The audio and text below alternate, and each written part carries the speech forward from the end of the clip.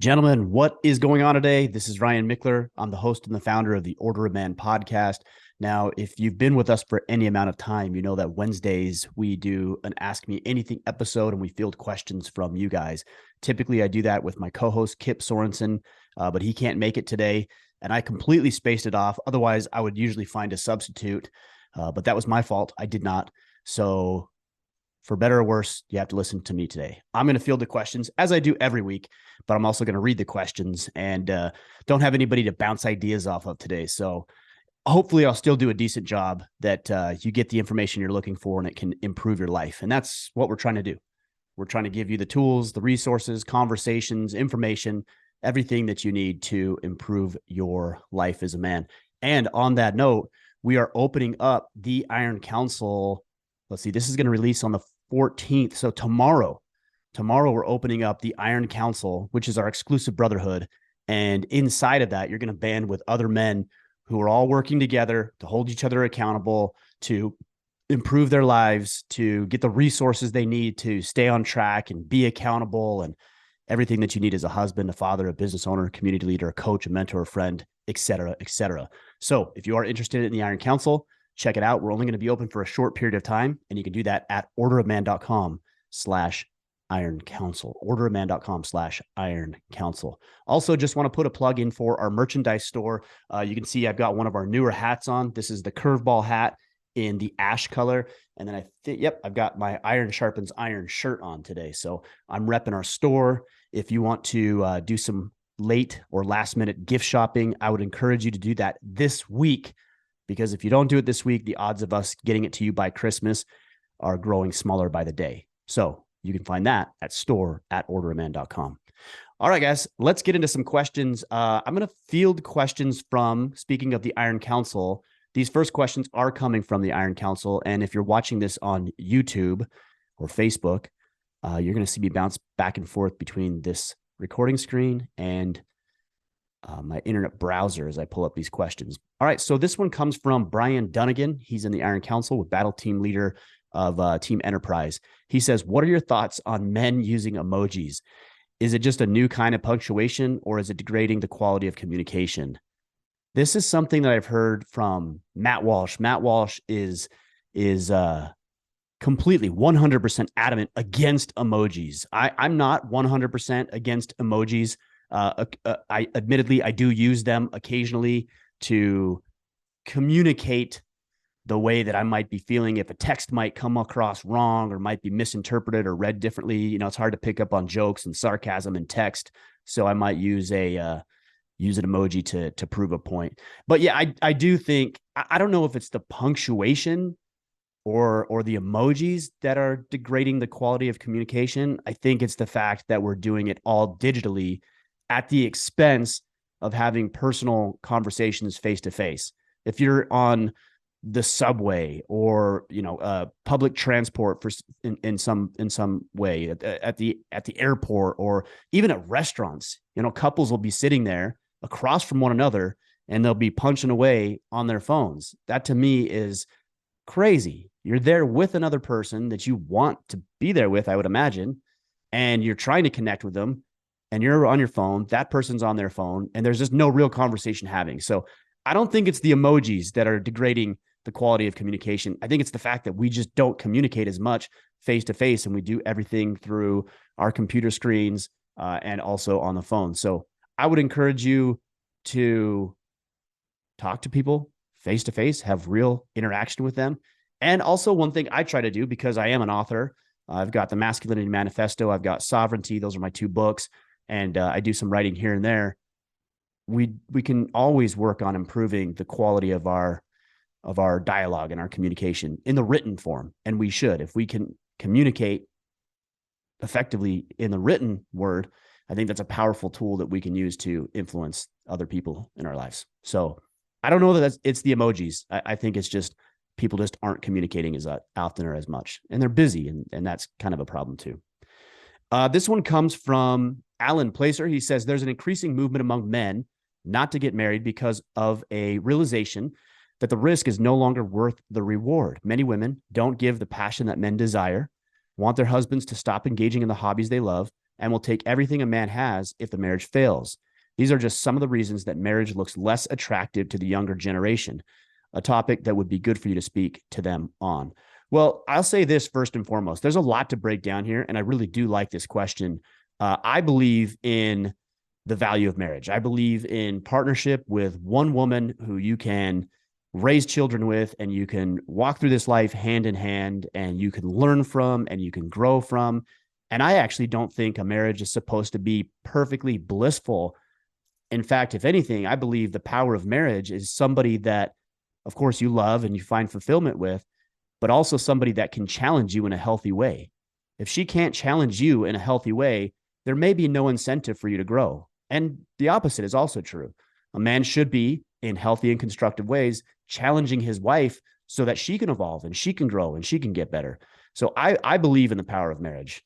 I would say, and I think my thinking has changed on this a little bit over the past several years, that I don't believe that the government should be involved in marriage. I don't think there should be marriage certificates. I don't think you should have to register with the government to say that you're married. I just don't think that's a thing. And I think when we started to register with the government and do these type of things, they started to weaponize marriage against men, I believe. And I think that there is a lot of truth in what you're saying. I've got friends who have gone through incredibly challenging and difficult divorces and have not been treated fairly, to put it mildly, with regards to custody with their children, with regards to their financial arrangements. And it could be a very, very horrible, horrible situation for the man. And the statistics show that it's more likely the man that gets the shorter end of the stick, so to speak, in that. So yeah, I'm not a huge fan of getting the government involved in anything, specifically in my intimate and romantic relationship with my wife. That's just not something I think they should be involved with. And, you know, what is the answer? I think the answer is that I'm trying to think of all angles on this, and I haven't completely fleshed it out, so I'm glad you asked. I believe that a man can commit and a woman can commit through an agreement. And I would even say it can be a written agreement. And I think there is value in signing a contract, if you will, just to break everything else down and say, hey, I'm committed to you and you're committed to me. I don't know about registering that with the government, though. That's something that's changed for me. And I'd be willing to have that conversation with anybody that wants to have it, but I don't want the government involved in my life at all. So why would I get them involved in these types of decisions? Now, you are right about the risk versus reward. One thing I take issue, Alan, with what you said is you said many women don't give the passion that men desire, and they want their husbands to stop engaging in hobbies they love. I mean, you're a man, right? We're all men. And that is true, I think, but I believe that most women want their men to have friends, to engage in hobbies, to have purpose and meaning outside of them as their wife. I believe that's the case. But we as men, generally speaking, give that up so easily. We're so willing to give that away because we think, well, we have to be with our woman the whole time, or now we have children, and so I have to be with them all the time. And that's just not the case. And it creates a lot of hardship and a lot of challenges and frustration in relationships. So definitely, if you are going to be bonded and have a union with somebody, you do want to make sure that you still have your hobbies. You do want to keep your friends. You do want to have time away from your partner. And that goes for women just as well as it goes for men. But yeah, we as men need to start examining and revisiting government type marriages, because I have seen a real problem with a lot of men getting worked over. But that said, I believe in the power and the union between a man and a woman. That's what I believe marriage is, even though the government is trying to change that through what do they call it? The marriage. I can't remember exactly what they call it, but the Recognition of Marriage Act or something. It's something along those lines, which actually just completely dismantles and redefines marriage. And that's a whole other conversation. But those are my thoughts for now. I'm sure I'll have more to go. So there you go. All right. This one comes from Dan Smith. He says, as Brecken, if you don't know, Brecken is my oldest son. We do a podcast together called Man in the Making. As Brecken is going through his teenage years, how has homeschooling changed for him? Do you see it continuing as is for the rest of the high school years? Well, it's always evolving. I mean, it truly is. And so as he gets older, of course, his interests are going to change. The things that we're teaching him are going to change. He's very involved in his business, which is called Man in the Making, very similar to what we're doing here, except for young men. He's involved in the store, shipping orders, ordering inventory, doing customer service. And then outside of that, we're always looking for ways to teach and coach and educate and train outside of your traditional school setting or even traditional homeschooling, which is sit down in a classroom and mom and or dad are going to sit there and deliver a lesson for you, which we do. Certainly my wife obviously carries the responsibility or the weight of that responsibility. But yeah, we're always looking for opportunities to take our kids on vacation or take them to different places. And then one thing my wife does really well is if we're going somewhere, maybe it's somewhere in the States or even outside of the country, is she'll spend time researching with them, and they have to research about that country and what they're going to learn and what the culture is and what the religious beliefs are. And then they're responsible for learning that and then presenting it to her. So there's a lot of cool things that we do there. But yeah, I'm always business friendly. So my second son, he'll be turning 12. He's getting more involved in managing the store now too. And so there's a lot of life lessons that come from that outside of just learning math, for example. So yeah, there'll be things that evolve and change and grow. And of course, my oldest is now more interested in girls and he's more interested in hanging out with his friends. So there's those opportunities. He played football for the high school, even though he was homeschooled. That you can do that in Maine. You can't do that everywhere, but you can do it in Maine and other states as well. So yeah, it'll continue to evolve and we'll just pay attention and figure out where we need to add, take away, change, et cetera, et cetera. All right. Next one comes from Dustin Stokes. A little bit of a longer one here, but he says, I have two boys, 10 and 12. As they grow into their teens and beyond, are there some milestones, rites of passage moments that you have implemented or are looking forward to with your kids? I grew up on a ranch with four brothers, a strong faith-filled family. And so a lot of what I see other guys have to create experiences just happened as a part of life, but there wasn't any rituals or moments created per se. It was just a normal life, which was usually hard work, fixing things, working in nature, and playing at the lake, which I'm grateful for. We didn't have a lot of climbing summits or whitewater rafting in Oklahoma. Makes sense. Living in the city now, newly divorced, I want to continue my own family's traditions as much as I can, but I also want to craft those moments and create new events, activities, looking to see what other guys do and look for.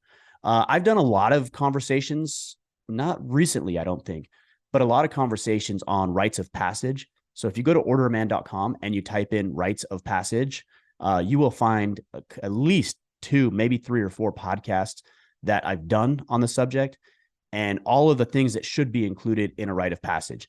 It's a great thing that you grew up on a ranch. You had a lot of those activities built in just as your way of life. But a lot of these city kids, they don't have those same opportunities. Or if dad's out of the picture, of course, they don't have those opportunities. So I would say a more traditional route might be through sports. And I would get involved if you can. That's one thing I'm going to be doing more of as we move into 2023 is getting back into coaching my children's sports. That's a good thing. Anytime you can, rather than just give you a specific example, I can share some characteristics of a good rite of passage. Number one, there has to be purpose to it. If it's just happening just naturally, that's good. That's fine. But if there's no intentionality and purpose behind it, you probably ought to add some of that purpose and meaning and significance to it. Number two, it has to be difficult and it has to be challenging. Mentally, physically, emotionally, even spiritually, it has to have a bit of challenge built in, because if it doesn't have that challenge built in, it's not really a hard thing and it doesn't push your child in a meaningful or significant way. I like to add tasks to it. That might be shooting or survival or setting up camp. My rites of passages are always involved with the outdoors. I think that's important to get our kids outdoors and get them to see what nature has to offer. There also has to be some sort of ritualized ceremony, if you will. I mean, 1,000 years ago, maybe not 100, but 1,000 years ago, when tribes would do these rites of passages, they would literally take the young boys from their mothers. And by the way, that's a qualifier, is it has to be you and your son as men, and other men if you want to have them involved too. But they would take their children from the mothers, go out and do a challenging and difficult thing. It was ritualized. It was something they actually had to complete. And there was a risk that they wouldn't complete, because if there's no risk that they can't do it, it's not really a rite of passage. There has to be something difficult that they have to strive for and also overcome. But at the end, they were usually marked in some way, whether that was a brand or circumcision or a tattoo. And I'm not necessarily suggesting that you go that route, but that's what happened. But the idea of it was there was some sort of physical representation to you and your son and the tribe that this young man had gone through this rite of passage, and everybody knows now and honors him as a man. Now, this might not happen for you in one thing. There might be a series of rites of passages, and that's what I do for my children. Is we have these series that we go through, and it includes all of those things. And then also, I like an element of secrecy, and it's not to be secret, but there's certain things that you can teach a boy or conversations that you can have. And there might be a few elements to it that are just between you and him. Mom doesn't know, siblings don't know, sister doesn't know. The only way the other boys will know is when they go through the rite of passage. And that to me is an element of tribe. Hey, you're now one of us. Nobody else knows about this, but we know about it. And this is how we operate, and we keep it to ourselves. That's powerful too. So those are some key elements. But again, you can go to orderofman.com and type in rites of passage or rite of passage, and you will find a lot of information there. Great question. Very, very important. All right. This one comes from George Sykes. He's been a long time Iron Council member. He says, what practical tactics do you use to fight back the demons that you may face? I'm just starting in my prayer life, and I'm going to start praying in moments of temptation and weakness of the flesh. But are there any other more concrete tactics that you use? Excuse me. I know that the opposite of addiction is connection, so maybe I should be seeking connection in moments when I'm tempted by my addictions. Yeah, I think connection is crucial. I don't know if the opposite of addiction is connection. I'd have to think on that a little bit more. But certainly connection to the right people in those moments can distract you. And that's what I think we need to understand, is that it's not a solution to be connected to other people. It's a distraction technique, which is fine. But if you can't face your demons unless you have other people around, you're going to be in a very difficult spot, because there's going to be times in your life where you don't have anybody around. And so if you crumble in those moments, you never really address the heart of the issue, the addiction, or the underlying, maybe it's trauma in the past, or the underlying challenges, or your conviction to even stop engaging in that behavior. But that said, that's a tactic that you can use. Having the right people in your corner, having somebody that you can call when you are tempted. I'm not saying those things are wrong. I'm just saying if you can't face it down yourself. Another thing that you can do, and I've started to do, is journal. When you feel like you want to engage in, drinking alcohol or pornography or gambling or drugs or any number of vices that you may be trying to eliminate, just getting that out of your head and sitting down and writing that out. Why do I want to do this? Why do I feel the way I feel right now? What is it going to mean when I overcome this temptation? What does it mean if I don't? And if you start getting that information out of your head and you start writing it down, you're going to find out pretty quickly, because men, we are emotional, sure, but we should be striving to think about these things logically. And when you get it out of your brain and onto paper, it almost extracts the emotion from it, the feeling from it. And then you can look at the words and say, okay, yeah, of course, I don't want to drink right now, because you spent some time writing it down.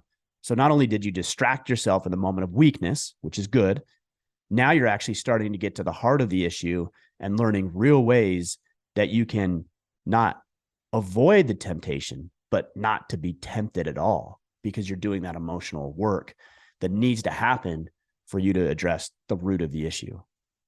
Outside of that, of course, don't put yourself in environments where you are tempted, where you do feel weak.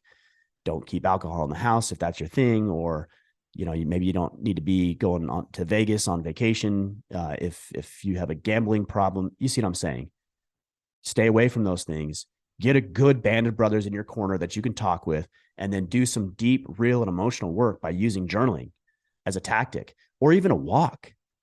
If you're feeling tempted or weak in a moment, get outside, go for a walk, and start thinking about, again, why you're feeling this. Most of us, when we try to overcome these temptations and these challenges, we subdue them. We just bury them with distractions and other addictions sometimes. So we just bury them and we never deal with it. We just run away from it, essentially. And at some point, it comes back to us and we're not able to face that weakness when we see it. It's become stronger in the dark and we succumb to it. So yeah, distracting yourself from it, burying it isn't really the solution. Addressing it, dealing with it, going through the emotional work is what's going to help you get past that. In addition to some of those more commonly held or known tactics. Okay. All right. Next one comes from Isaiah Gray. Excuse me. He says, have you competed in a jiu-jitsu tournament before? And do you plan to compete at some point? Yeah, I've never competed in a tournament. I've been training for almost 4 years. I think it's about solid. I started a little before that, but solid for about 3.5 years. And yeah, I've never competed. I dealt with an injury earlier this year, and that took me out of the game for a while.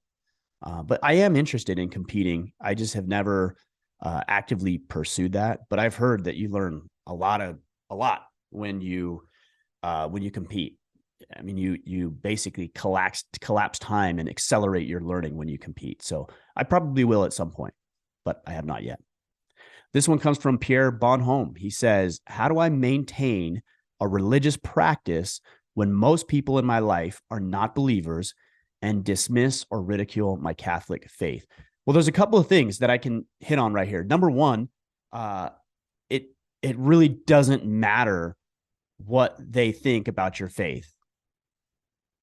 It doesn't matter. If they dismiss it, that's fine. They're welcome to dismiss it.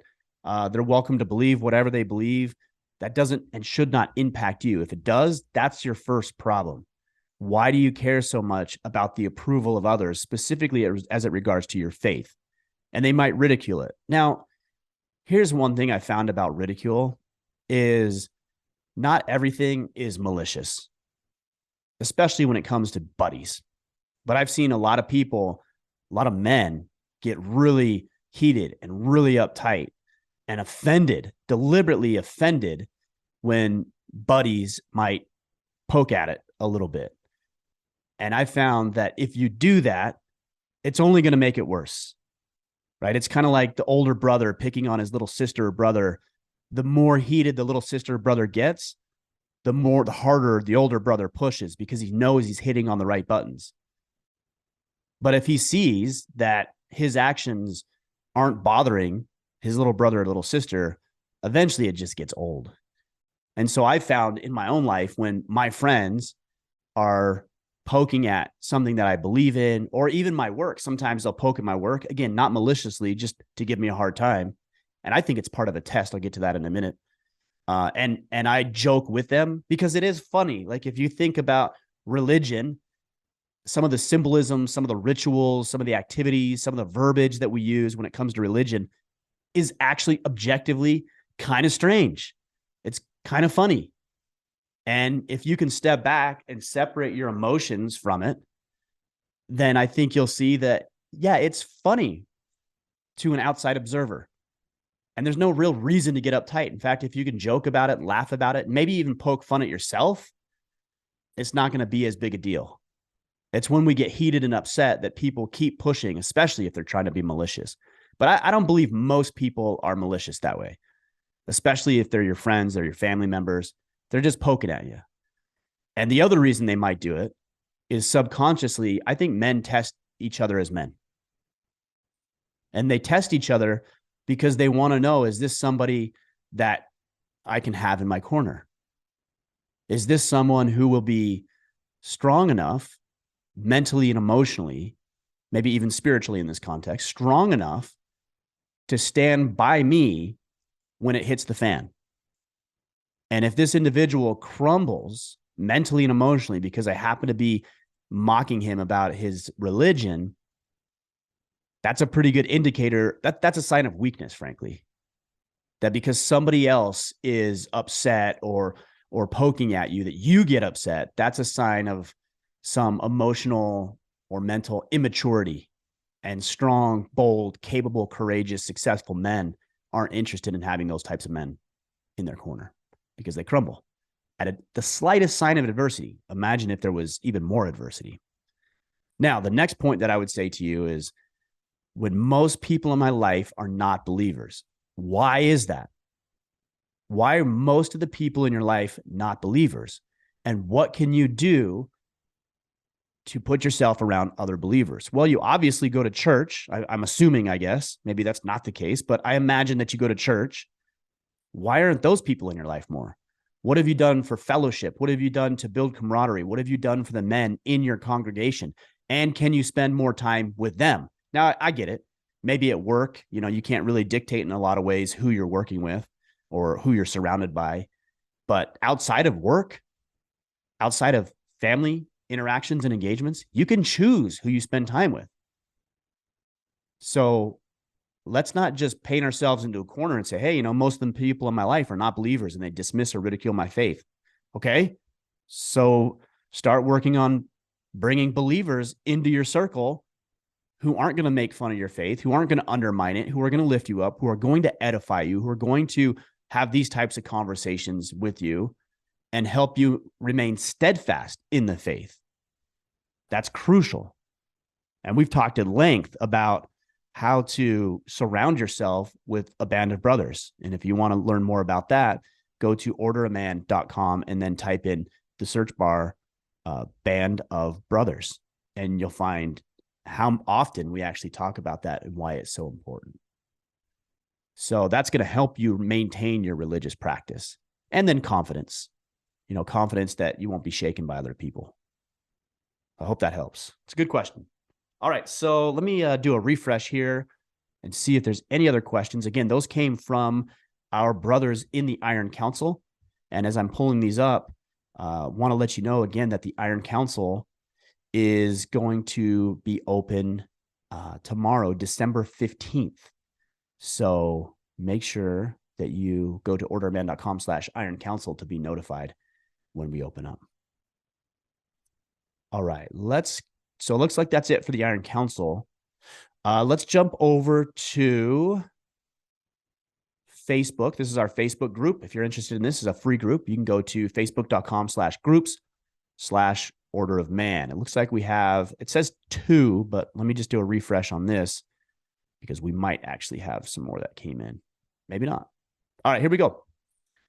So this one comes from Lawrence White. I'm getting easy names. Kip usually gets the difficult names. He says, how does one communicate a problem with a close loved one regarding a certain action that is directly affecting the individual and oneself? Communicating it to another person, mother, father, or close family member. One example would be, my mother's an alcoholic and chooses to do that over anything, being present in my life, my daughter's life, etc. I'm going to talk on that in a minute. This is not the type of action that I want my daughter to be around and be influenced by. I love my mother, but how do I set that boundary in a loving yet clear way? It also affects my own life as it's my mother, and I hate seeing her that way and seeing her destroy her health and potentially in life. I want her to be part of my family's life and be a contributing grandmother in my daughter's life as my daughter gets older. I know I can't change her. Change has to come through her wanting it. I'm stuck with communicating it in a way that she will know I love her, but I won't allow myself or my daughter to be affected by her actions. Thank you for any light you may be able to shine on this topic. Thanks for all you guys do. All right, a lot to unpack here. As you guys know, if you've been listening to the podcast, I talked a lot about not a lot, but I talked a little bit last week about my battle with alcohol and me being an alcoholic.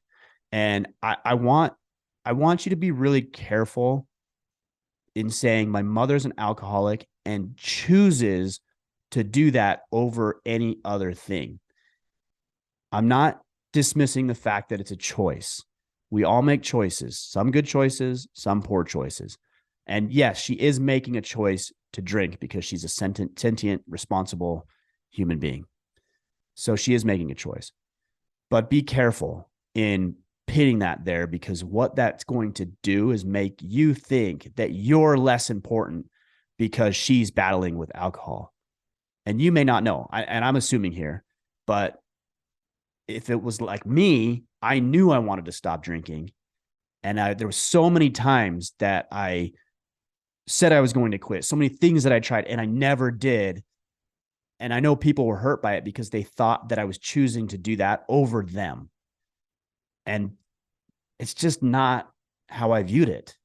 I didn't view it that. I can see how they would think that, but I personally didn't view it that way. I had a real problem and I felt trapped and I wanted to get untrapped because I did want to be engaged in the people that I love, their lives.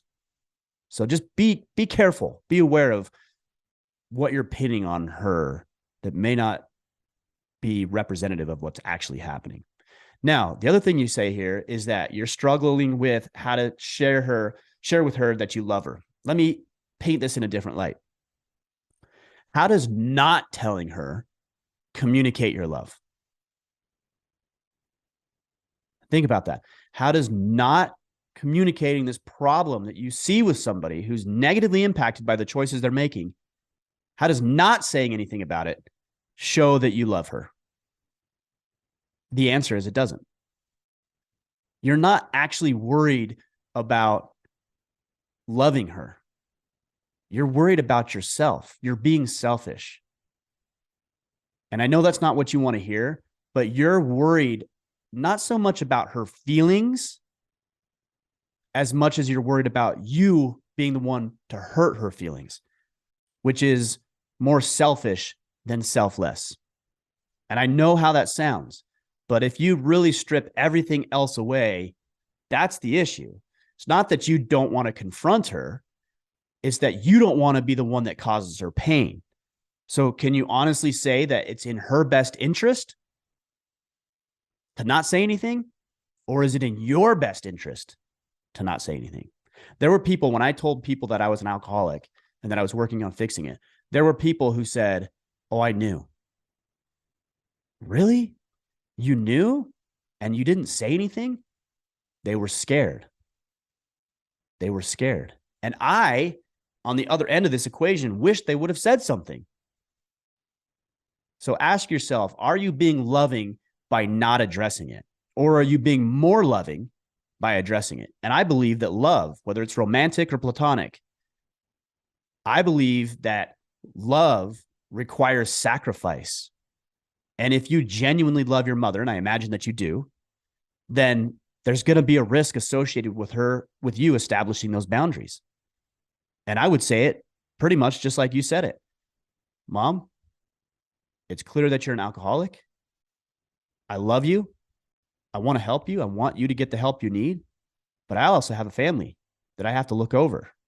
And I can't allow your decisions to impact negatively my life, my wife's life, my children's life. So we're not going to be around when you're drinking. Or if I know you're drinking, or if I know you're putting myself or my children in harm's way, we're not doing that. And then you actually have to do it because it's probably going to happen.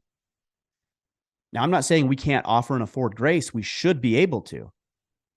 But if she crosses a boundary that you've established and, this is important, communicated with her, then you actually have to uphold the boundary, because if you don't, then you're a liar and you're enabling her, because there's no consequence to her making those poor choices. So let's not get so stuck on I don't know how she's going to feel. And it doesn't matter. And there is a risk and she might be upset, but you love her and you want her to get better. And confronting it is the way that you do it. Of course, with grace, with class, with dignity, with respect, with love in your words, in your tone, and your inflection, not being accusatory, not trying to guilt her, not trying to say, "Oh, you're choosing alcohol." No, like being real. Like, I'm worried about your health. I'm worried about what this is doing to your motivation. I'm worried about what this is doing to your ambition. I'm worried about how long you're going to live. I worry about what this is doing to your body. Like, you can bring up all of those challenges in a constructive way, and then also communicate and uphold that boundary. That, to me, is a bigger sign of love than avoiding this uncomfortable conversation. And it is. I definitely know that it is. All right. This one comes from Tim Wayne. It's either Waynes or Weens. Waynes or Weens. Tim says, what's your thoughts on spiritual bypassing?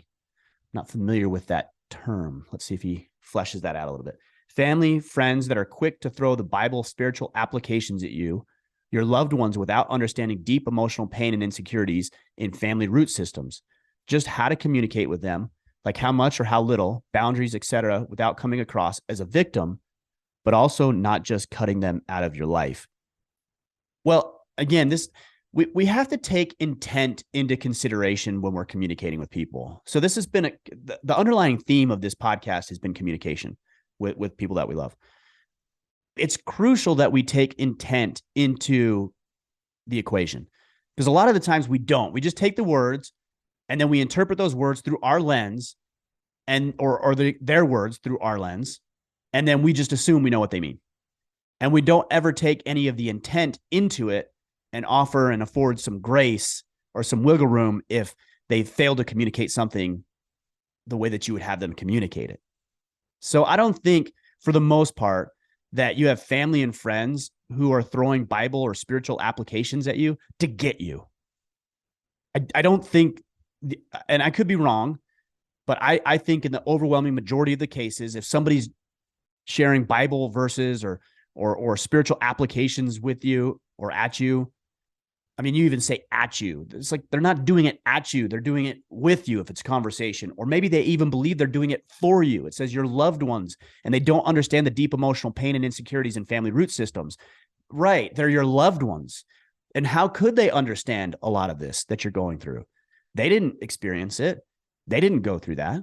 And maybe you've shared with them some emotional pain or some trauma or some past insecurities, and they're giving you what they have. Like, that's it. So imagine, for example, if you wanted to build a house and you went to a friend because you know he had tools, and he's got all the tools, but he doesn't have a nail gun. Can he give you a nail gun? No, he can't give you a nail gun because he doesn't have one. He has the tools that he has. And so he's going to give those tools to you because he loves you and he cares about you and he wants you to build the house. So he's going to give you the tools that he has, but he can't give you anything he doesn't have. You have to get that somewhere else. So you go to another neighbor, another friend, and say, hey, look, I've got a screwdriver and I've got this and tape measure and all this stuff. I need a nail gun. Do you have one? And that guy says, yeah, I have a nail gun. Here you go. You can use it. So let's not assume that everybody has all of the tools that we need. If they don't have that understanding of the deep, quote unquote, deep emotional pain and insecurities in family root systems, then they can't help you address that. And that's okay. So what they're using is they're using the tools in their tool belt to give you what they think you need because they care about you. And that's the context. So I would strive to listen to what they have to share with you if they're credible sources and you know they love you. I would strive to listen with an ear of understanding and what about they're saying could actually be applicable in my life. Because there might be some things that are actually applicable in your life that you've been overlooking because it's spiritual connotation. But if you need something else that those people can't give you, then you have to go somewhere else and look for the tool somewhere else. Now, how to communicate with them, like how much or how little, boundaries, etc., just let them know. Just be forward. Just be upfront. Hey, look, I'm doing this. I'm going through this battle right now. You know, we've talked a little bit about spirituality. I don't really want to have that conversation. Sometimes you could just not have that conversation. But if they keep bringing it up and you're not interested, then you just say, hey, look, I'm not really interested in that conversation right now. You know, where I am in life and what I'm thinking about, that's just not a conversation I'm interested in having. I still love you. I still appreciate everything that you share with me and everything you've done with me in the past. But yeah, that's not a conversation I'm interested in. And that takes some balls. But that's how you establish boundaries with people. Again, it has to involve risk. And the risk is you might lose them as a friend, or you might offend them. Okay. I mean, there's healthy ways to bring up difficult discussions, but yeah, you might actually offend them. And so what? Establish those boundaries, communicate those boundaries, and then uphold the boundaries. All right, let's see if we have any more here. I think we got a couple more. All right. We got a difficult name now. So this is Derek Hudson Beeler. Hudson Beeler. I think that's right. This is the last question of the day, guys. He says, what are your thoughts on hiring friends and family? I have a business that is not even a year old, just getting into winter. And in the metal fabrication world, things start to slow down. I have 2 bids in for big jobs that could easily keep me busy into the spring and possibly one other guy. However, those jobs are not guaranteed yet. And what I do have guaranteed will keep me busy for the rest of the year. I am not entirely sure I am ready to hire someone. I'm almost going to stop you right here and say you already know the answer, but let's keep going. But my little brother is in need of a job. Here we go. This is where it gets challenging here. His last hitch on the drilling rigs, he watched his friend get killed. Rough. He wants out, but I don't know if I have a job for him or if I want to cross into the murky waters of hiring family. Any advice would be appreciated. All right, so let's address it like you actually have work for him. You actually have enough work for him and you need him and you want him on board. Would you hire him if he wasn't your family member? Is he a hard worker? Does he get the job done? Does he take initiative? Does he show up on time? Does he do his assignments or his tasks or his jobs correctly? Like, would you hire him if he wasn't your family member? If the answer is no, then you should not hire that person. If the answer is yes, you maybe still shouldn't hire that person because now you have to think about your professional relationship. Can you have a professional relationship? Do you guys get along? Can he see you as the authority in this situation because it's your company? Think all of this stuff through, because if you just jump right into it, man, you could be setting yourself and him, by the way, up for a very, very poor and negative situation, one that could actually create a lot of rifts and division within the family. So the first thing is, would you hire him if he wasn't your family member? If it's no, then don't hire him. If it's, yeah, I think I would, then now you start thinking about the family side of things. Okay, what's the dynamic? Am I the older brother, the younger brother? What's our relationship been in the past? When we've had problems in the past, how has that been dealt with? Do we both hide? Do we both get angry with each other? Like, there's things that you know about your history that could let you know whether or not you work well together. And if you don't work well together, don't do it. And if you do, maybe still even don't do it. But think through all of those things. Now, I know you love your brother. I think you said that. But if you didn't, I'm just going through the thing here. It's clear that you do, because your brother had an unfortunate situation where he watched his friend get killed on a drilling rig, and he wants to get out of that, but you don't have a job. So let's just say hypothetically, you offer him a position and work dries up, or you don't end up getting the bid. You don't get the job. Then what do? Well, now you can do one of two things. You can keep him on board with you, and then you have to pay him, but you don't have any money to pay him. So how are you going to feel about that? You're going to get bitter and resentful, and there's going to be contention, and it's not going to be good. The alternative is you can let him go. And then he's going to be upset with you, and that's going to create division and frustration and hostility towards each other. And by the way, you telling him that you have a job and he comes over believing that you actually have a job, and then you can't sustain the work, what'd you do? You pulled him off the rig and you took away his income. Because now he's got to go, maybe he can go back, maybe he can't. Now he's got to go find another job, but it was because you told him that you could hire him and bring him on. I just see too many red flags in this situation. I really do. First, it's family. Second, you don't know if you have enough work. Like, I don't see this going well personally. So I lean towards no, not doing that. Now, what can you do? You can ask your friends, hey, do you have a job? Like, you can help him in a job search. You can network for him. You can even get, if he's a hard worker, make sure he is, because you don't want to ruin your credibility, but you can even go to bat for him. You can reach out to people. You can use your network for helping him. And that would be a loving thing to do, without having to make the mistake of bringing them on board when you don't have the work to do it. But there's so many red flags in what you said. And even the fact that you're asking me this, you know that there's red flags and you're trying to minimize them. Don't minimize them. They're legitimate red flags coming from an objective third party. They are legitimate red flags. So tread lightly. All right. Do we have any others? Doesn't look like it. I'm going to refresh that. I'm going to go back over here to the Iron Council and see if we missed any questions. And if we did not, then we'll wrap it up. And if we did, I'll see if we can answer them. Okay, looks like we might have one more question.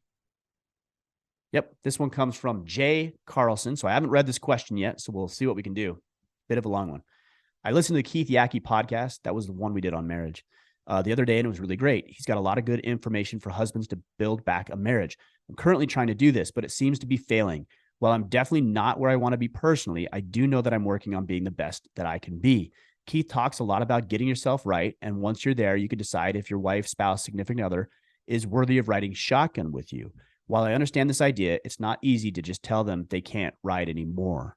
Can you talk about that idea a little and how someone goes about, one, knowing you're at a place of being the best version of you, two, going about deciding that your spouse is not worthy of riding shotgun anymore? We talk about this sort of idea, getting rid of people in your life who are not lifting you up, with our friends, jobs, acquaintances a lot, but not that often with our spouses. Yeah, that's one area that I do take a little bit issue with about the whole riding shotgun thing. You committed to a woman. I believe that. If you asked her to marry you, you committed to her. I committed to my wife. I'm not going to throw in the towel on that. Now, there may be situations where it's out of your control, and you're not making that decision, but I've made that decision. I made that decision a long time ago, and I'm going to honor that decision. If she decides that she's no longer interested, that's a different conversation. But I decided that she could ride shotgun, and that was my decision. But I've also ran across very few situations, maybe I just haven't heard of any, but very few situations where if you are actively working on improving yourself and getting better, that she's not going to start improving as well. Usually that's the case. I don't know what's going on in your marriage. I don't know if you're having troubles with her or she's having troubles with you. If she's having troubles with you, then you just need to do everything that you possibly can, regardless of her response, regardless of how she feels, regardless of what she says or does, and just go to work on being the best you. Now, how do you know, this is your first question, that you're at a place of being the best version? I'm going to tell you right now, you're not. You never will be. You will never be at a place of being the best version of you.